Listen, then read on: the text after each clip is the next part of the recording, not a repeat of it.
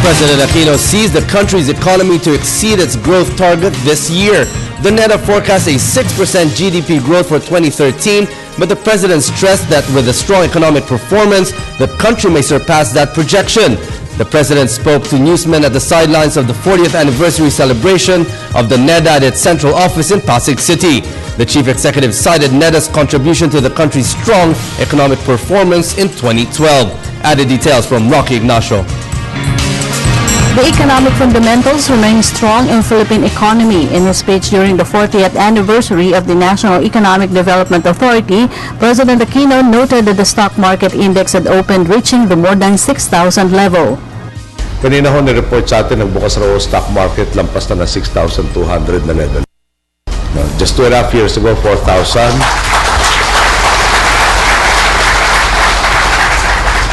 Seem to be not reachable. Alam na, pasensya na kayo, parang pareho naman ang discipline natin. Dadagdagan ko lang ng konti. Meron isang napakalaking business delegation dumating sa Pilipinas kamakailan. At yung naiwan sa aking alala, sabi nila, please consider our products and services not only on the basis of price but on the quality and the ability to transfer technology. Ngayon, bakit ko nabanggit ito? Kasi nung presidente nanay ko, nagpunta ako sa bansa nila, nakausap ko itong parehong organisasyon na ito at halos lumudo ako makiusap na pwede ba mag-invest kayo sa Pilipinas. Ngayon, sila nakikiusap sa ating tangkilikin ang mga produkto nila. Parang bumaliktad na ang mundo. With this year's theme, NEDA at 40 and beyond, lead, engage, transform, President Aquino is confident that due to impressive economic performance, the country will surpass the 5 to 6% economic growth target. He said the country had achieved 6.5% economic growth in the first 3 quarters of 2012. It seems that there has been more good than bad news with regards, and NEDA has played a critical role in this resurgence. The good news we shared with the businessmen and world leaders we met with during the recently concluded World Economic Forum are results of your efforts to align the work of agencies. From our economic growth averaging 6.5% for the first 3 quarters of 2012 to the fact that the previous year's average inflation rate has been kept within our targets to developments we have made in our 3 priority sectors, namely agriculture, tourism, and infrastructure. But President Aquino reiterates that amidst restoring good economic figures, the government is not slowing down on implementing significant programs to ensure inclusive growth like strengthening the fields of education, health, and social services. NEDA formulated the Philippine Development Plan 2011-2016, which set the administration's commitment of achieving economic growth, reducing poverty, and creating more opportunities and employment for Filipinos. Today, I am asking each one of you to strive for even better performance of your duties. I realize that these are enormous and often difficult tasks, but this request is no different from the requests I have made of other public or even of the rest of our countrymen.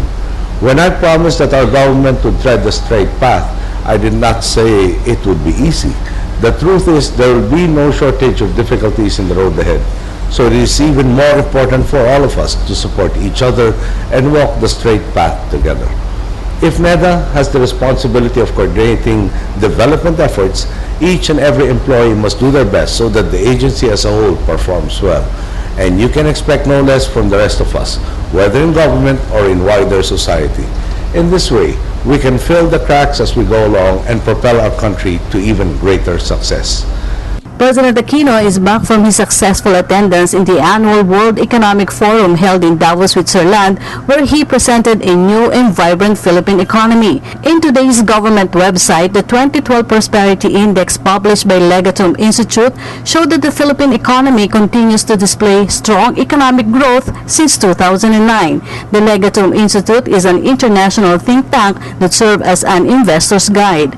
Despite data lag or a need to strengthen country's safety, security, and education, the Philippines has scored many in the Prosperity Index variables, increased confidence in governance of 74.8% compared from the 53.7% global average. It's the Legatum Institute na minention ni Rigoberto Tiglao in his column today because sabi niya the Philippines had ranked is in the 67th slot. So compared also, this is also the lowest in our Southeast Asian countries. So why do you think na merong mga ganitong institutes saying na we are receiving such rating compared dun sa naging ratings ng World Bank, IMF and ADB na we have been bullish in our economy since 2012? Siguro, tao rin naman ang gumagawa niyan, di ba? Parang may expression of beauty is in the eyes of the beholder.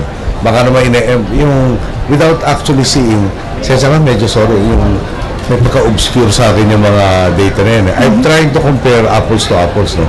So kung dati ginagamit natin yung ratings agencies, what did they say about us before? What did they say about us now? Pag World Bank ginamit natin for the last several decades, no? So I think it would behoove us to know whether using the same standards, whether we are improving or not. So pag naghanap, siguro Mr. Tiglao, we know where he comes from. So kung maghahanap ka talaga, siguro mahahanap ka magsasabi kung 9 out of 10 people say maganda. Siguro naman may chance ba mahanap ka na isa na sasabihin di maganda. So let's take it with the observation that the person who wrote about it is not exactly the most neutral observer. For the People's Television, Rock Ignacio.